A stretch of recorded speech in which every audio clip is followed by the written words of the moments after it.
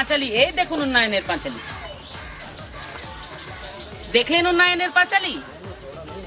এই রাস্তাটা আসে কলকাতা মিউনিসিপ্যাল কর্পোরেশনের ভিতরে, এটা ওয়ার্ড, এটা কোনো গ্রাম না, ওয়ার্ড নাম্বার 58। এবার মানুষ আপনারা নিজে ঠিক করুন কাদের উন্নয়ন হওয়ার দরকার আছে, মানুষের না বাপ বেটা।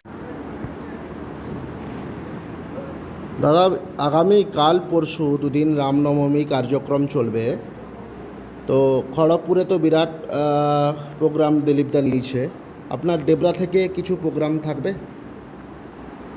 বা আপনার রামনবমী সম্বন্ধে কিছু বার্তা? নমস্কার সমস্ত ডেবরাবাসী, রামভক্ত মানুষজন যারা রামের পুজো করেন, রামের আদর্শ, রামের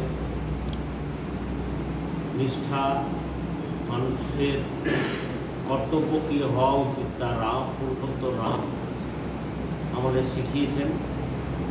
সেই রামের জন্মতিথিকে সামনে রেখে রামনবমী, আর এই রামনবমীর শুভক্ষণে আমি সমস্ত ডেবরাবাসীকেই জানাতে চাই যে রামের এই জন্মতিথিতে সকলে বিভিন্ন মিছিলে, বিভিন্ন শোভাযাত্রায়, আমাদের এখানে দুর্গা পূজা হয়, বাসন্তী পূজা, তাতে আপনারা সকলে উপস্থিত থাকবেন। হিন্দুত্বের এই মহান যজ্ঞে সকলে সামিল হবেন। আমরা এক গানের কথা শুনেছি যেখানে বলা হয়েছে, মন মে রাম তন মে রাম, রোগ রোগ মে রাম হে, ধ্যান সিমরলে জগৎ ছড়লে ছোড় জগৎ কি কাম। অর্থাৎ জগতের সমস্ত কাম ছেড়ে দিয়ে রামের পূজা করা, রামের ধ্যান করাই আমাদের কর্ম হওয়া উচিত।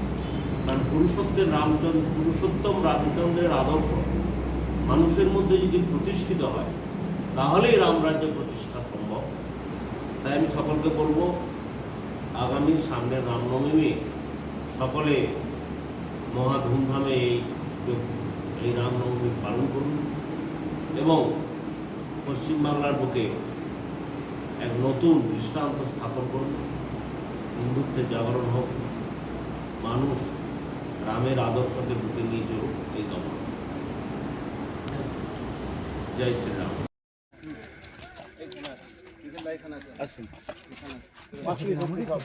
সব মাতৃশক্তি একটু দেখেন কাকিমা, একটু দেখেন গো।